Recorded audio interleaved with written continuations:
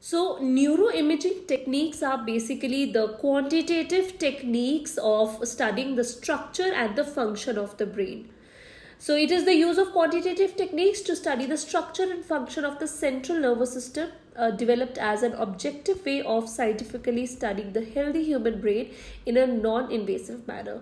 So that is why it is quite important to study these techniques and how it is helpful during the study of biology as well as psychology. And it is very ethical and reliable. So these were the imaging techniques that came in the picture. Great boon, a great help to the researchers as well as the doctors, where a person does not have to be operated or to look at the brain or any internal damage that is there. For that, the doctors or any researcher does not have to cut open the brain. It is in a very non-invasive manner. It is not harmful at all. The 5 of the most commonly used brain imaging techniques are computerized axial tomography, that is CAT, positron emission tomography, that is PET, magnetic resonance imaging, that is MRI, functional magnetic resonance imaging, that is fMRI, and electroencephalography, that is EEG.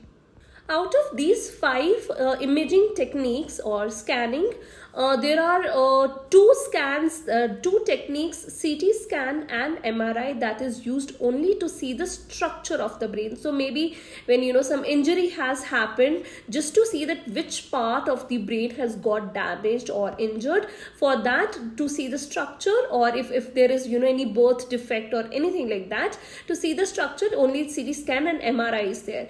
But see the functionality of it as well along with the structure are the other 3 that are used. So before we actually start with these techniques, we need to understand 3 major important terminologies that we need to get familiar with. The first is pixel counting. Now what is pixel counting? It is shown as 2D images. Pixels are there. So these pixels in the picture actually helps the researchers or the doctors to count the area of that particular brain. So how much big is the hippocampus, or how big is the cortex, or how small is the amygdala, or so on, whatever. So to study the structure, pixel counting is used to count the pixels and see how much area is there in a given brain for a particular reason. So that is what pixel counting is used for. Second is VBM, voxel based morphometry. It is used to see the volume of the brain. So how much volume is there in a particular area given in the brain. To study the volume of that particular part of the brain, VBM is used. So these imaging techniques that when it came up, it gave a huge benefit to the researchers and the doctors, because it is, like I said, it is non-invasive way of studying the brain and its functioning. You don't have to, researchers or doctors don't have to cut open the brain and see the, cut open the skull brain and see that which tissue or which part of the brain is functioning how, or what is the structure of it. So without any fear, without any damage to the brain or making any changes in the brain, without cut opening or any kind of surgery, it is very easy, in a very non-invasive way. The person just has to lie probably, or whatever the process is of these imaging techniques, they just have to lie, and with these machines, heavy machines that we use for scanning, we can see that what the brain structure is and how the functioning is happening of the brain. Second, like I said, it's less invasive. So without cut opening the brain, you can see that how the structure of this brain or how the functioning of this brain is actually having an impact on the behavior, or it's a correlation that how behavior is impacting the brain structure and its function, and the other way around as well, that how brain function and the structure is affecting the behavior.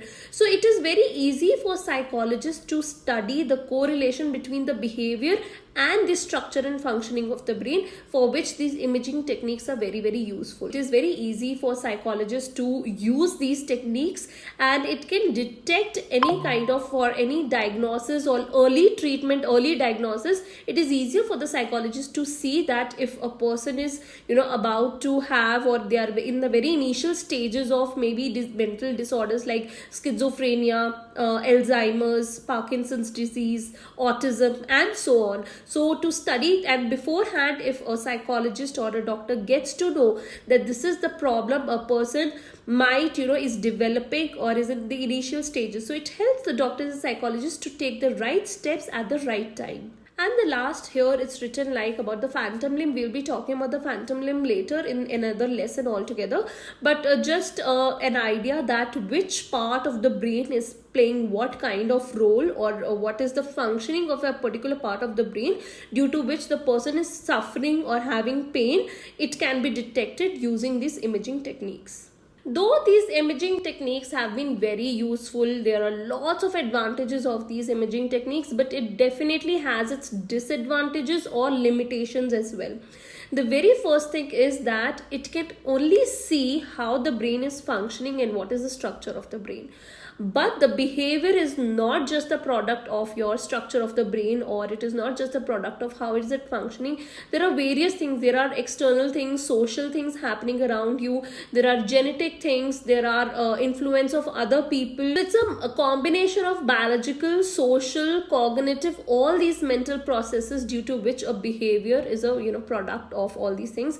So it is the scans, the imaging techniques that we use. It cannot be 100% reliable. We cannot say that we cannot get to know that this particular behavior or the problem that is occurring, it is only and only because of this particular brain structure or change in the structure or damage in the brain or so.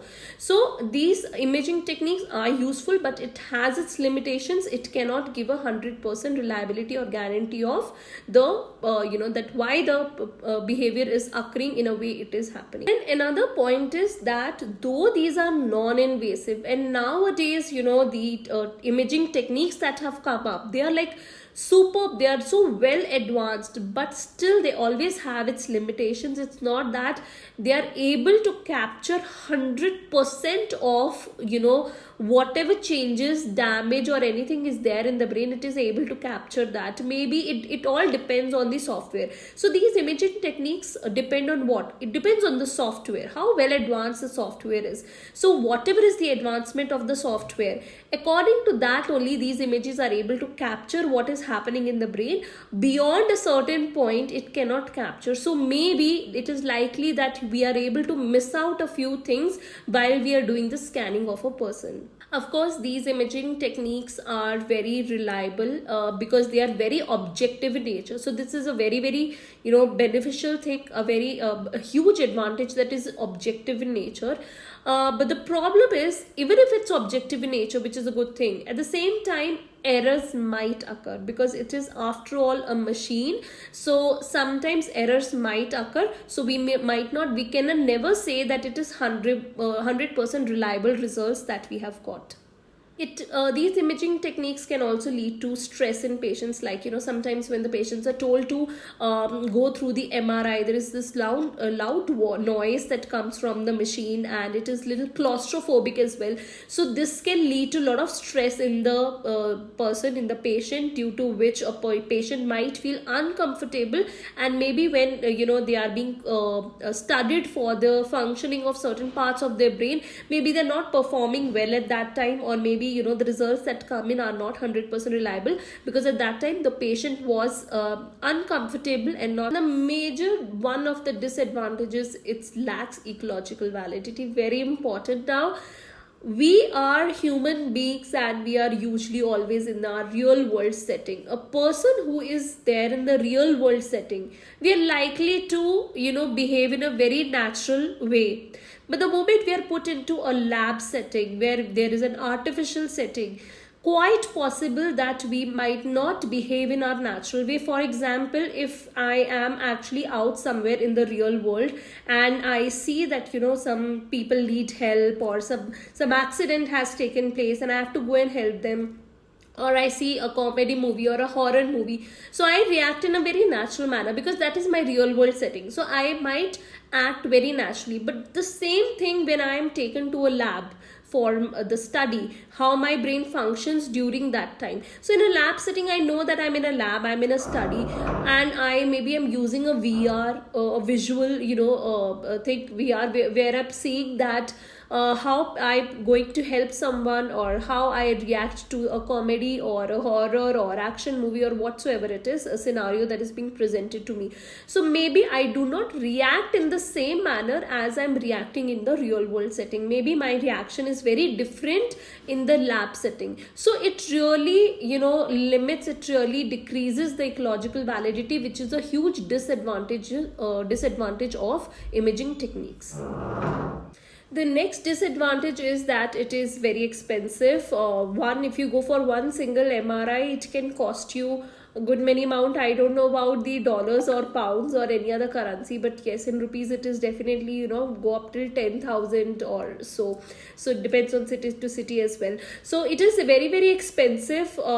Maybe for middle class or people who have medical, the budget issues, maybe they are not able to go for the same. This is a very practical problem that they can have with the imaging techniques. There can be some ethical problems also that can arise, because there are some data that is very confidential in nature, and maybe because a participant has been diagnosed with something like, for example, Alzheimer's or Parkinson's or something like that, and that can lead to they're not getting health insurance. So it can have or a medical insurance. It can lead to some kind of problem for the person. So this data, whatever comes in, that has to be handled with a lot of care, and it is very important to see to it that these things stay confidential. So there should not be any breaking of ethics here. Then another disadvantage is the interpretation of the data or of the results. Now for that, not anybody can interpret the data. Only a professional has to be there to interpret the results, so that the right interpretation can come in and the person can be diagnosed and treated correctly. So very important that a professional is interpreting the data, and not just any person can do the same. These imaging techniques bring in correlation between two variables, that because so and so structure of the brain is like this, that is why the behavior of the person is being shown like this. So there could be a correlation between two things, but it is only correlation. Correlation necessarily does not mean that this is actually the cause or the reason for the behavior to happen. So just because in imaging techniques we see that there is a correlation between two variables, between the brain structure and or the brain functioning or the behavior but that does not mean that it is the only reason that this behavior is happening because of it. So this can lead to any kind of misinterpretation or any kind of problem. So this kind of just correlation can be very questionable. So the very first is MRI, that is magnetic resonance imaging. You all must be very familiar with it. It is quite a common one. So MRI is basically what it produces: a static image, that is a still image of the brain, using a magnetic field and pulses of radio wave energy to make pictures of human physiology. So basically the radioactive radio waves energy is being passed through the brain, and there is a magnetic field. So there is the huge machine is there. You must have seen like a tunnel kind of a machine that is there. You can see in the picture as well here. So a person is taken to this machine. He goes inside this machine, the brain, and there a very strong magnetic field is there, and these radio waves are passed through the brain, and that is how the brain structure is being seen on the software on the computer. Huge machine. So it is used to find problems such as tumors, bleeding, injury, blood vessel diseases or infection. You can see in the picture here like how there are some spots here, any kind of tumor that is there or any kind of bleeding that is happening. So all these kind of images can be very well seen. Now sometimes some birth defects are there. Some children are born with a certain area of the brain that is bigger or is smaller, and why is that and how is it actually affecting their behavior. So what kind of brain structure a person has, that can be seen by MRI, that structure of the brain which is leading to certain behavior. Then we have MRI scans that are noted for their relatively high degree of detail, especially in comparison with older CT scans based on X-ray technology. This is especially useful when studying the human brain at a microscopic level. So when it is microscopic level, every single smallest of the details can be seen in MRI. So it's pretty advanced, it is pretty refined as compared to older CT scans and all that. So MRI gives you a very detailed details of the structure of the brain, where the doctor or the surgeon can very clearly see that where exactly is the damage, injury, or where is exactly is the problem in the structure of the brain of a person.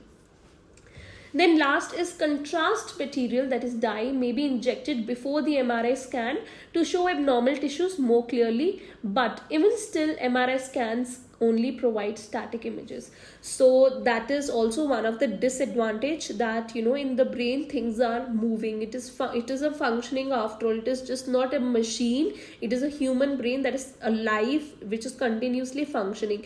But the problem with the MRI, or we can say limitation of MRI, is that we can only see the static images. So we cannot see the changes that are happening in the brain. So I cannot see that how the brain is, when it is functioning, how things are changing in a certain part of the brain. Those changes cannot be seen. So comparison cannot be done, because all these are static images in MRI that we can see.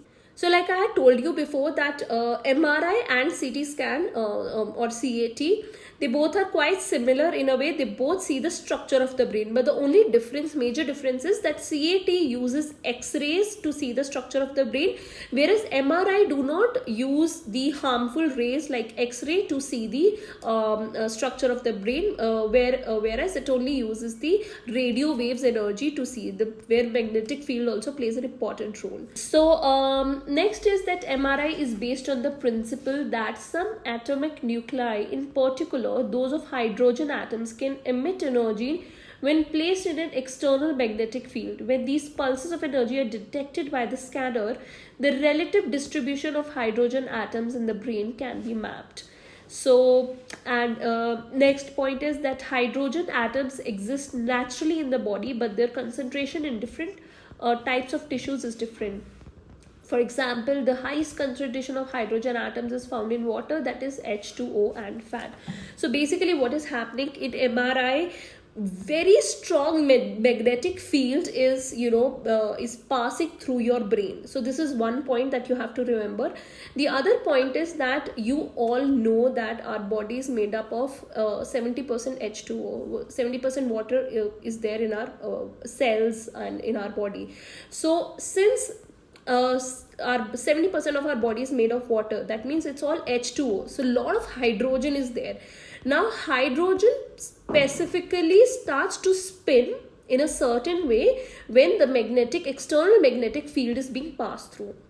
So let's say a normal hydrogen atom is spinning in a certain way, but as soon as the magnetic field, magnetic rays fall through or pass through this hydrogen, it starts to spin very fast in the opposite direction. So when it starts to spin very fast, what happens? This gets detected in this imaging technique in MRI. So we are able to see that where the concentration of hydrogen is more or where it is less, and how much hydrogen concentration is where. So this can give us an idea that which part of the brain is functioning, how it is functioning, or what is actually happening in the brain. This is because of the magnetic field and the way the hydrogen atom spins due to this magnetic field, which gives us an idea. So this works on this process of on the basis of this hydrogen and magnetic field. The MRI works like this. So analyzing the pattern of emission of energy in response to magnetic fields, we can see inside the brain, after excitation by the magnetic field, each tissue returns to its equilibrium state, and the time required to do so differs in different types of tissue. So this information is also analyzed. That is why it is necessary to rapidly change the parameters of the magnetic field and switch it on and off repeatedly. The result is the loud noise that is a characteristic of any MRI scanner. So when a person is being in an MRI scanner, the machine, they keep switching on and off the machine. So why it happens? They switch on the machine to see that how much hydrogen is being spun in a particular area of the brain. So in a specific area of the brain where hydrogen is spinning very fast, or more amount of hydrogen is there, they get to know, okay, this part is, is functioning for specific behavior, or this is how the brain is functioning. So that is the reason that more hydrogen is in this part of area. So what happens is, now we want to see the change. So we switch it off, the machine. When we switch off the machine, we are able to see that now the hydrogen which was spinning very fast, the hydrogen items which were spinning very fast, that starts coming to rest. So when it starts coming to rest, when the speed slows down, and in different parts, in different tissues, hydrogen atom takes different time to come back to normal state, to an equilibrium state. So when it is coming to a rest or a normal state, we can see the changes that are happening. So to see the changes, we keep switching on and off the machine. So the advantages of MRI is that, as compared to CAT, the very first and very important one is non-exposure of radiation. So in CAT, there is X-rays which are definitely helpful. These are radiations that are being passed through the brain, which is not in a long term, or when used very frequently, it is not good for the health of a person. But MRI is very, very safe as compared to CAT, much more advanced and very safe, because it is not using the X-rays to study, or it is not passing the X-rays, but it is just the radio wave energy that it is being passed on. So the next is that MRI has a better resolution. This makes it particularly useful for detecting abnormalities in soft tissues such as brain. So it is much, like I said, advanced, and it has a very better resolution. So even if the soft tissues of the brain, or very minutely any details of the brain structure are there, whatever it is, that can also be detected by MRI. But there are definitely disadvantages. One is that people with metal in their body, for example, cardiac pacemakers or shrapnel, cannot undergo the procedure because metal will attract to the magnetic field, and several deaths have been reported in patients with undisclosed metallic implants who underwent the procedure. So any person who has any kind of metal in their body, some even have some patients we have seen have some cavities in their teeth, and they have a metal cap in their tooth.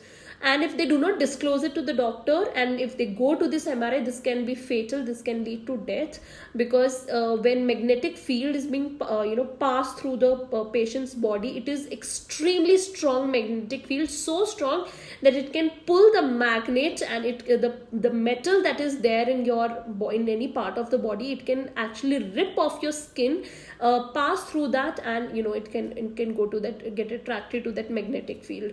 So people having metal cap or metal rods in their body, or any kind of accessory that they are wearing, or any pacemaker that they are having, so any kind of metal whosoever is having already in their in their body, for whatsoever reason, they cannot go through MRI. So this is one of the biggest limitation of this imaging technique.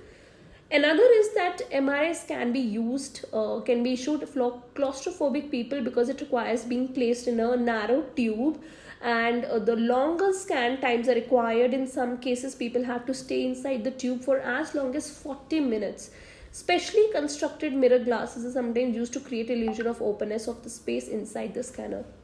So it's a tunnel kind of a thing, where the person goes inside that, and it is very, very claustrophobic, because it's very close by. So people who have claustrophobia, or small children, it can be a problem with the small children cannot stay still for a very long time, because it can go up till 40 minutes or even more than that, and it is very difficult for small children to stay still for such a long time. you are required to stay still when you are getting an MRI done. So for small children it is difficult. For people having any kind of metal installed in the body somewhere for whatsoever reason, is they cannot go for this MRI imaging technique at all.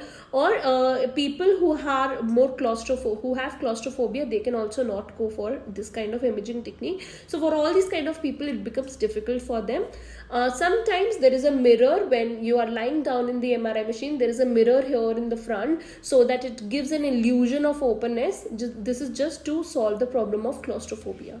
Then another problem of MRI is that it is more expensive than CT scan. Though it is more safer, CT scan where X-rays are being used, it is more harmful, but it is cheaper. On the other hand, MRI, though it is high resolution is there, more advancement is there, and the radiations are not harmful at all in MRI. The problem is that it is more expensive, so maybe that many people are not able to afford it or would not like to go for it. So that is one of the problems. Another is that high resolution and sensitivity of MRI scan is a risk in itself due to incidental findings. So maybe, sometimes the scan will pick up some slight abnormalities in the brain structure that are not actually related to the symptoms being investigated. This may create anxiety and cause patients to seek unnecessary treatment.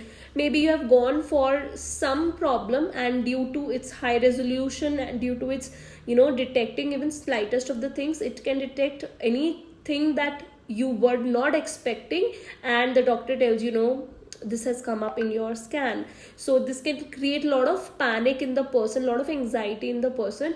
In a way it is good that they get to know about it at the initial stage maybe, or when they are getting the diagnosis at an early stage. So in a way it is good, but at the same time, when you're not mentally prepared for it or you're not expecting it, you get to know, it can create a lot of anxiety in a patient. We had already done a study on H.M. Milner, 1966. This study we had done in neuroplasticity and localization, both the chapters, both the lessons. Now again, you can use actually one study in multiple topics in your IB psychology. That's the advantage. Of course, it should be a appropriate supporting study. So H.M. Milner is one study that can be used across localization, neuroplasticity, as well as for MRI. So in this study, I will just go through what was H.M. Milner study. We call it HM as a short form. So HM, when he was just 7 years old, he was staying in Connecticut, and he got hit by a cyclist when he got very badly injured, and he got severe head injuries. After having a serious head injuries, he started to having epileptic attacks at the age of 10, and it was assumed that it is connected with the accident. So by age of 27, he started having so many epileptic attacks on daily basis that he could not lead anymore a normal life, and he was suffering very badly. There was no cure at all. Even the medicines that he was having could not cure him. So after that, one of his doctors, a neurosurgeon, William Sconville, he decided to do an experimental study on him. So what he did, he removed a tissue from HM, or from the temporal lobes, and some tissue from the hippocampus. This surgery was done. He cured from the epileptic attack, so it was a successful surgery. But after many years, Brenda Milner, who is the researcher of which the study we are talking about, Milner came to meet HM, and she realized that HM would forget daily events so much. He became so forgetful. Would forget things as soon as they would occur. He would meet people and forget their names. He would do some task and he would forget that he has done that task, or somebody would give instructions to him. He could not fulfill those instructions, and he would just forget. But after the operation was done, so Brenda Milner, she studied HM and came up with some findings that HM remembered everything before the operation, before the surgery that had happened. So he remembered his childhood very clearly, but after the surgery he had a lot of forgetful events, and he could not remember most of the things. His personality was unchanged. There was no change in his personality as such. even there was no problem with his intellectuality, he had no intellectual impairment, he was absolutely fine with that as well. So he was in particularly suffering from retrograde amnesia. Retrograde amnesia means he remembered things, or he had memory before the operation. So whatever happened before the operation, he had memory of that, but after the operation, after the surgery, he did not have any memory, almost no memory at all. So that is called as retrograde amnesia. After a while, he recovered from retrograde amnesia, and he started to suffer from anterograde amnesia. Unable to remember the faces of the people he had met in the morning, by afternoon he would forget, and he would behave in a way that these people who have come to meet him, their psychologist or the doctor, they are very new people, and that he had never met them before ever. Procedure and results of the study. Now, the aim of the study was to better understand the effects what the surgery had on the patient HM. So in order to carry out, there were different strategies used. Like I said, it was a case study. Case study, as you all know, has usually a triangulation method, means we have a lot of different kind of research collection data methods. There could be observation, interviews, then questionnaires, and so on. So in his study, there was psychometric testing was done. This was to see the IQ test of the HM, and the results were above average. That clearly shows that he did not have any kind of intellectual problem at all. Then direct observation of his behavior was done. Then interviews were held with HM and his family members as well. There was also cognitive testing done on the memory recall test, as well as learning tasks such as reverse mirror drawing. So now later, Corkin did an MRI to determine the extent to which the damage had been done to HM's brain. And HM could not acquire any new episodic knowledge, that is memory for events, and he could not acquire new semantic knowledge, that is general knowledge about the world.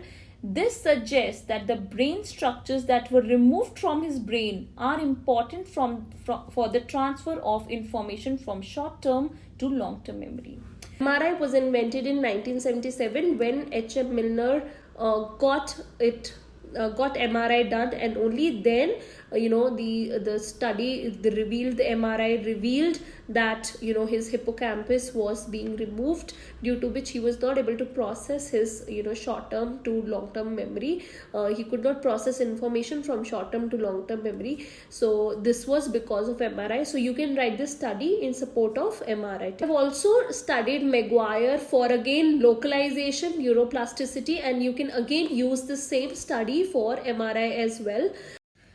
Have you ever sit in a taxi? And have you ever seen that taxi drivers, when you are telling them to go by the main road, and if there is too much of traffic there, they just turn their wheel and steering wheel, and they can take the inside roads, the peripheral lanes, and they can still get you out of the traffic jam.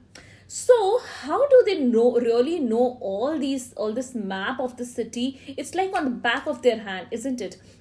Their spatial ability is amazingly well. So we want to know biologically, is the brain of a taxi driver any different from the brains of other normal people? So what is the biological difference here? So this study is of Maguire 2000, a very interesting study. This was to see that the London taxi driver's brain was any different from the other common people's brain. And in this study, there were around 16 right-handed males, London taxi drivers, and they were all compared with the MRI scans of 50 right-handed males who did not drive taxis.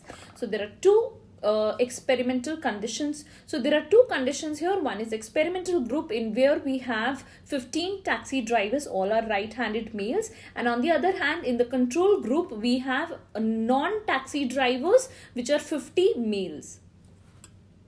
And in order to take part in the study, the participants had to give the knowledge test and a license that would say that they had license for over 1.5 years minimum, and the MRI database was collected. So the sample included a range of ages, so there was no confounding variable at all. The study is correlational in nature because there was no IV as such manipulated by the researcher, and the researcher was looking that if there is a relationship between the number of years of driving taxi and the anatomy of one's brain. So it was a single blind study that the researcher did not know whether she was looking at the scan of a driver or a control. The researcher, it was a single blind study. The researcher did not know whether she is looking at the MRI scan of the driver or of a non-driver. So that was a single blind study to remove any research biasness.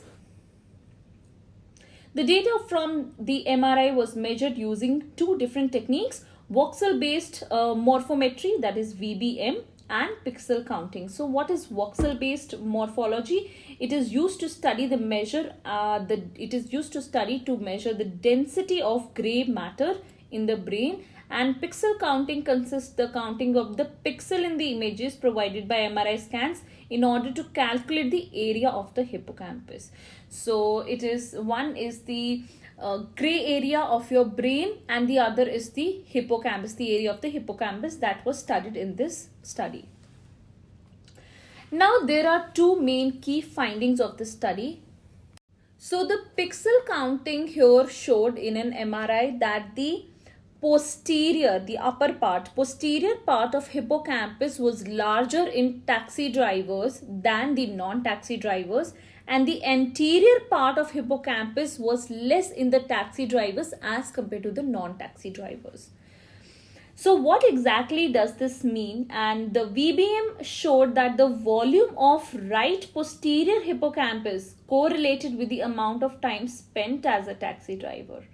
So the volume of right posterior hippocampus was larger or was correlated with since how long they have been into driving the taxi. The third study is of Drogadsky, which again we had used for neuroplasticity. Same Drogadsky study you can also use for your MRI study.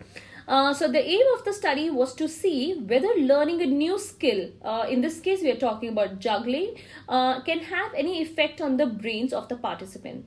So in this, the participants in this study, the participants were 24 volunteers between the age of 20 and 24, and there were 21 females and 3 males, and all the participants were non-jugglers at the start of the study.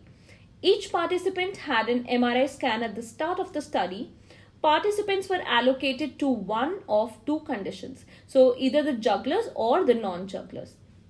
Now those who were in the experimental condition, that means the juggling condition, they were taught how to use 3 balls cascade to juggle, like for a juggling routine, and they were asked to practice this routine and to notify the researchers when they had mastered it. At that point, the jugglers had a second MRI scan. After the scan, they were told not to juggle anymore, and then a third and final scan was carried out 3 months later. Now in the control group, the non-juggling group served as a control group for the duration of the study.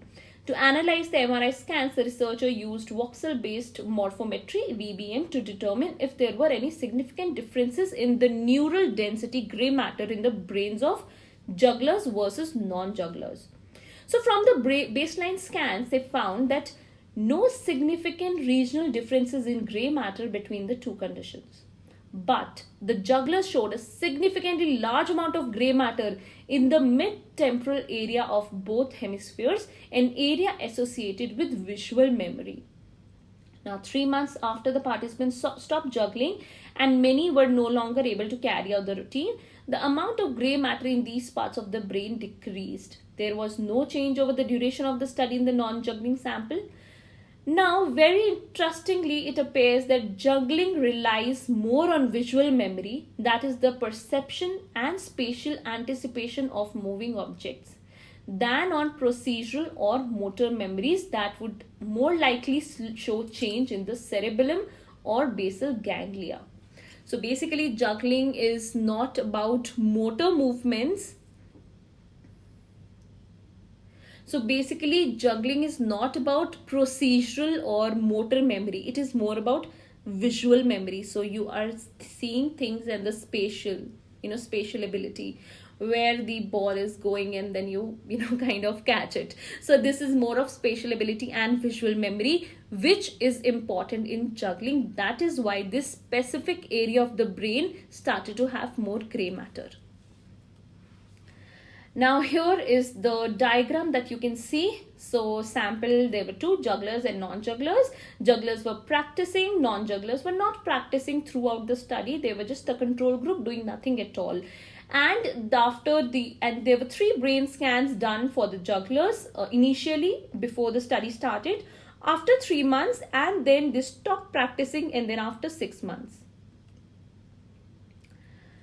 So basically what has happened here I'll tell you, when the jugglers were there, initially the brain scans were showing that there was less gray area in this particular brain part. That less gray area was in mid-temporal brain part, mid-temporal area of the brain. And after they started doing juggling, this particular area, which is responsible for localization, visual memory, this particular area which is responsible for visual memory, there the amount of gray matter had increased, because the jugglers were using this specific part of the brain for juggling, because they were juggling and they were using this specific part of the brain. Hence the brain started to develop new neural connections in that particular area.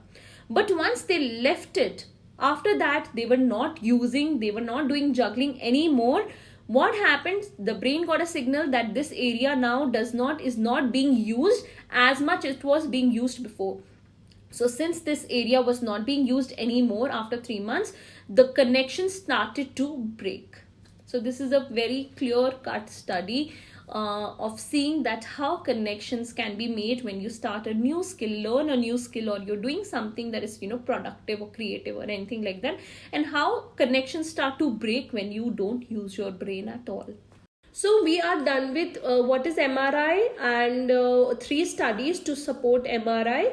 The second we are going to do is fMRI. MRI was magnetic resonance imaging. fMRI is functional magnetic resonance imaging. In what is the only difference between MRI and fMRI is MRI only sees the structure of the brain, and fMRI sees the structure as well as the functioning of the brain. So it is much more useful for the psychologists. So let's study what fMRI is. So fMRI detects changes in blood oxygenation and flow that occur in response to neural activity. When a brain area is more active, it consumes more oxygen, and to meet this increased demand, blood flow increases to the active area. So what happens is, when you're in fMRI, in your brain, when you're using your certain part of your brain, so when a certain part of the brain is more active, more oxygen starts to flow in that area. So when more oxygen flows to that area, fMRI is able to detect that where oxygen flow is more. So as and when we get to know that this part of the brain area is getting more oxygen, we get to know that it is being used. So that is how we get to know the functionality. For example, if I am seeing something, there is a picture and I'm seeing that picture. Now when I'm seeing that picture, my visual part of the brain, that is an occipital lobe, it will become active. So when it will become active, more blood will start flowing to my occipital lobe where the visual area is. So the moment I see the picture, let's say it is a very disgusting picture, or it is of my loved one, so my emotions have started to come in. So when I'm becoming very emotional after seeing the picture, my amygdala is also getting active. So, or I start hearing, there is a video instead of a picture, I'm seeing a video where my ears are also now active. So the more blood flow would start on those areas where my hearing, my visual, my amygdala, my emotions are active, so more blood will start flowing to those areas. So that clearly means that oxygen starts to flow in those areas which are more active in the brain, and fMRI detects that where this oxygen is being flown, and that is how we get to know that this part of the brain is active right now. So these are the changes that are happening. So earlier my brain was at rest, then it started doing a math problem, then again it is at rest, then again it starts doing math problem. So specific area in the brain, it starts getting oxygen, then oxygen flow decreases, then again it starts getting more oxygen, then again the blood flow decreases. So these changes can be seen in fMRI. An fMRI scan, just like any other brain imaging techniques, is characterized by spatial resolution and temporal resolution. So what exactly is spatial resolution and temporal resolution? Let's understand this. Spatial resolution is the ability to discriminate between the nearby location, just as with the resolution of your computer screen. The lower it is, the more pixelated the picture and the less detail you can discern. Whereas resolution of your screen is measured in pixels, that of a fMRI scanner is measured in voxels. You can think of them as volumetric pixels, a cube of neurons.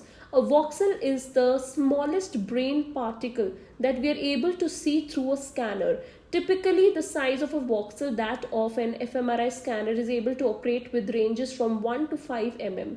Small voxels have less blood flow, so the signal is weaker and the required scanning time is longer. A voxel contains several million neurons and several billion synapses. This marks the limit of what can be achieved with brain imaging technology. We can only see a relatively crude picture of brain functioning. So how interesting is that the volume, rather than like in computer you can see the 2D image of pixels, right? But in fMRI you see like it is 3D, it's more of like a neuron volume based, you can see. So where the volume is less or where the volume is more, there is a limitation to that, which I just now told you. So that can be seen in fMRI. This was the spatial resolution. Now we'll talk about the temporal resolution. Temporal resolution is the smallest time period in which changes in brain activity can be registered. Think about it as the rate at which snapshots of the brain are taken, frames per second. Currently, the temporal resolution achieved in fMRI is about 1 second. So there is a limitation. It cannot be less than 1 second. In points we cannot measure. It is in seconds. So till 1 second we can measure it. So the differences that are changes that are occurring in that temporal resolution, the changes in the terms of time we can measure in fMRI. The limitation is that fMRI is well suited for studying processes that last at least for several seconds. That is memory, face recognition, thinking about alternatives of a choice and emotional reactions. But it is not suited for studying instantaneous processes such as information traveling from the retina to the visual cortex, which takes milliseconds. So like I told you, there is a limitation to it. It can only measure from 1 second and onwards. So minimum 1 second it takes that it can record. Anything less than a second cannot be recorded. We cannot get to know the changes. So that is the limitation of fMRI. Next is, with the ability to capture brain processes comes the challenge of distinguishing the ones that interest you from random noise. Brain activity associated with the task that the subject is performing has to be separated from all sorts of background activity. Now, potential sources of noise are head movements in the scanner resulting from the subject fidgeting or pressing buttons, or even simply breathing. A clear scan requires the subject head to be motionless, but this is not realistic, obviously. Random thoughts and sensations are result in noise. A lot of noise can be accounted for if the number of trials is sufficient and powerful statistical techniques are used, but some sources of bias are impossible to eliminate.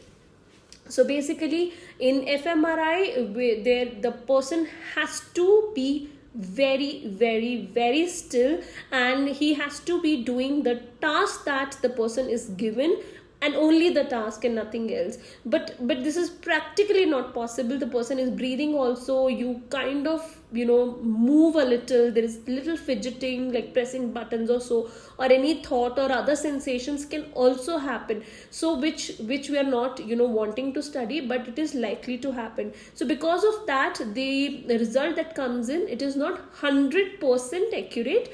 But if we do the study on a bigger sample and we do a big study altogether, it definitely brings out significant results. So let's do the advantages and disadvantages of fMRI. The advantages of fMRI is that it offers excellent spatial resolution, about up to 1 to 2 mm. We just now spoke about it. And unlike structural imaging techniques, it allows us to see brain processes. So spatial resolution is very good, and we can also see the functioning of the brain and not just the structure of the brain. Then there are some disadvantages. There is a poor temporal resolution, about 1 second, when using fMRI as compared to EEG, that is less than 1 millisecond. So if we compare it with EEG, in EEG we can see something, the temporal resolution is higher, we can see something that is happening even less than 1 second, even in milliseconds we can see that.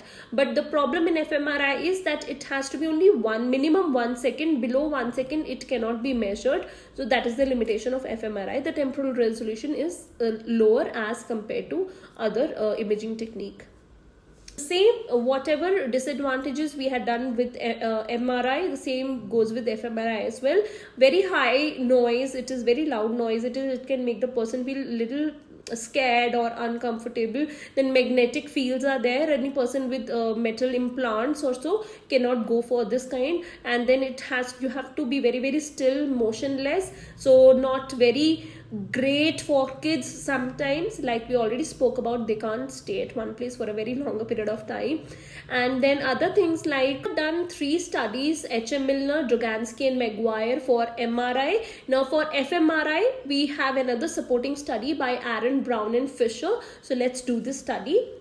So now this is Fisher, Aaron, Brown, 2005. The researchers gathered a sample of 17 participants where 10 females and 7 males were there, and on average age of 21 years. They collected their sample through word of mouth and by posting flyers asking for volunteers. All the participants were in love and in average age of courtship for 7 months. So now to determine the duration, intensity and nature of the participants' romantic love, the researchers interviewed each participant using a semi-structured format, and the participants also completed a passionate love scale, that is PLS. Now this was, the researchers found that using photographs of participants' beloveds was an effective method of eliciting feelings of romantic passion. So they used these in their study. The procedure followed 4 steps. The first step was that while the person was in fMRI, the participant was shown a photo of their beloved for 30 seconds. This was followed by a 40-second distraction task, that is counting backward in 7 seconds from a high number. Then again, a photo of an acquaintance was shown for 30 seconds, and the last step was followed by a 20-second count back task. The whole duration of this fMRI scan was 12 minutes per participant, and afterwards the researchers found through interviews that during the time the participants were looking at a photo of their beloved, they were engaging in romantic thinking and feeling. So the researchers also correlated the duration and intensity of the participants' love and how this affected brain activity.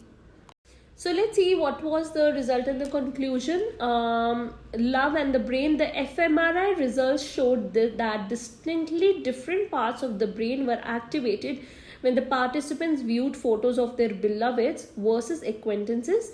When viewing photos of their beloveds, 2 areas of the brain were activated. One area was the right ventral tegmental area, VTA, a dopamine-rich area of the brain and the part of the brain's reward system. Prior research has shown that VTA is an area of the brain associated with pleasure, general arousal, focused attention and motivation to pursue and acquire rewards. So the right caudate nucleus was also activated. This is the second part which was activated, and this part of the brain has been linked with detecting and expecting rewards.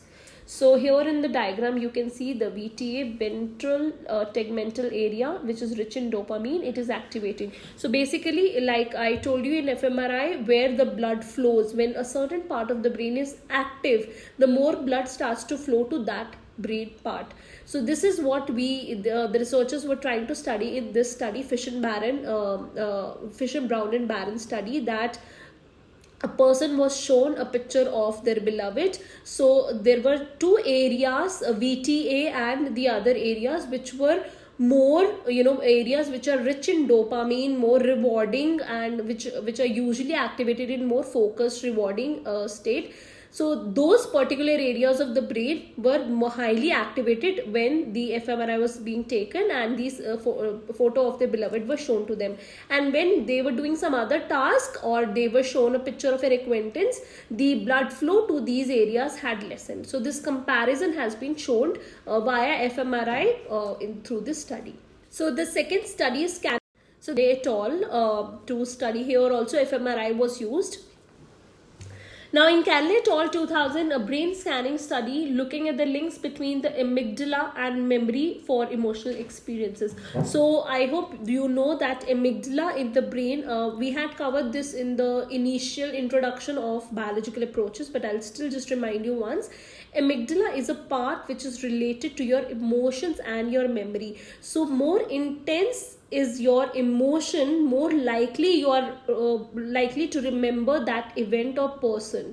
So for example, if you are in a very traumatic experience, or it is a very love experience you are having, or somebody you see very disgusting, or somebody you see very very charming, anything that where your emotion, the intensity of the emotions are higher, you are likely to remember that event or person much more than any other event or person which has less intense of emotions attached to it. So that is the role of amygdala.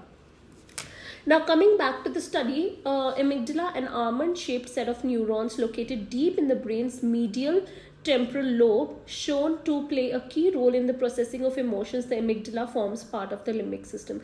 Now, what was the aim of the study? The study aimed to show that emotive images will be remembered better than those that have a little emotional impact of an individual.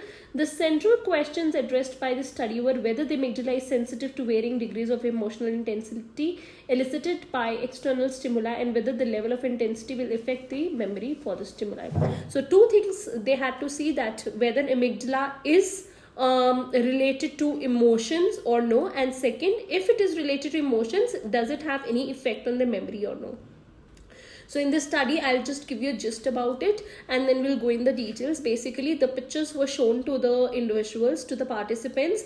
Now, the pictures could be very emotional pictures, like maybe something very, very beautiful, a beautiful sunset, or something you feel, highly connected with, or a baby, or a smiling baby, or something very disgusting, a burnt body, or somebody getting burnt alive, or things like that can really upset you. So highly intense emotional images were shown, and then some very neutral images were shown. Neutral images as in maybe a vase with a flower, or maybe a simpler table, a chair, so things like that. So to see that on what kind the amygdala gets activated, and what kind of pictures the amygdala does not get activated, and which of these things.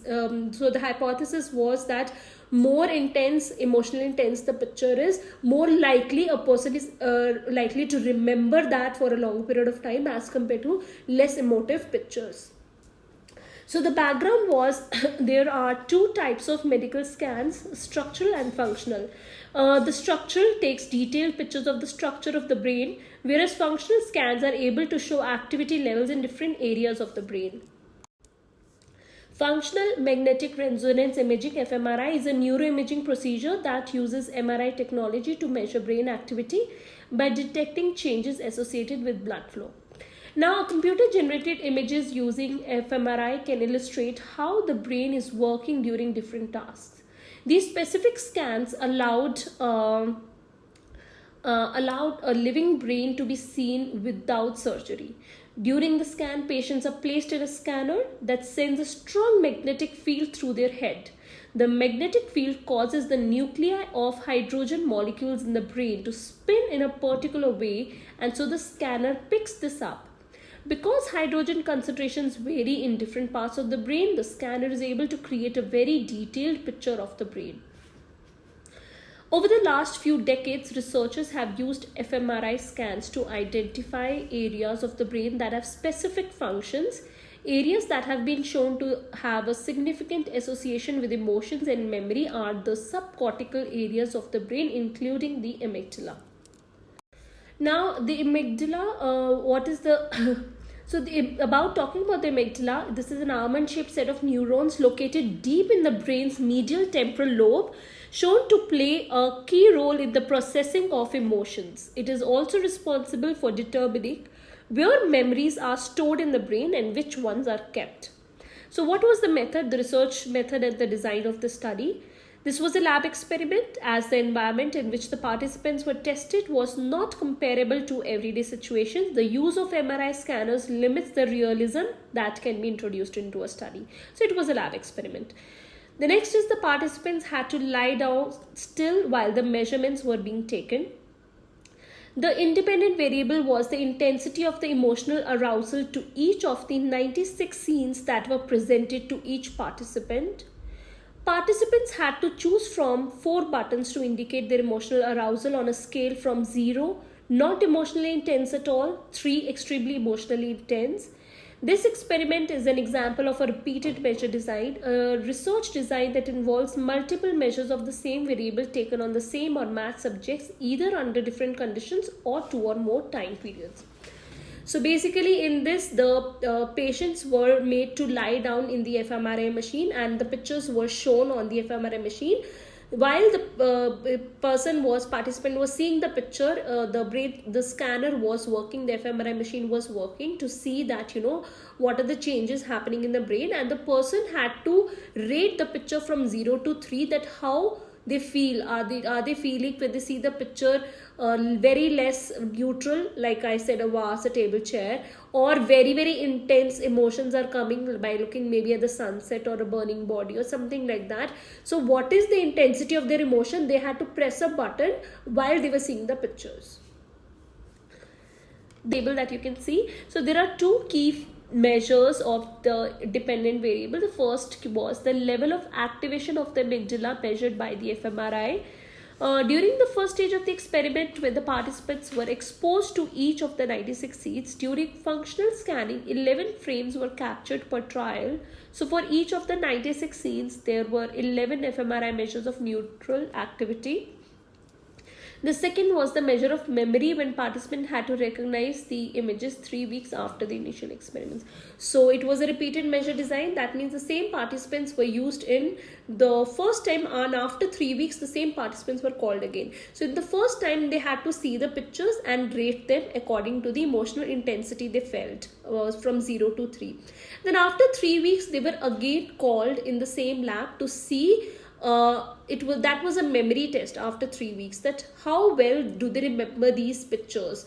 So these pictures were shuffled with some other pictures, and they had to recognize and recall whether they have seen this picture before or no.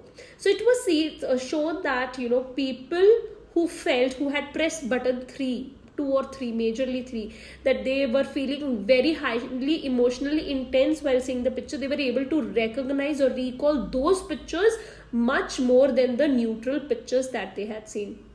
The only reason is that amygdala at that time was more active, and so it decided to store those pictures in the memory.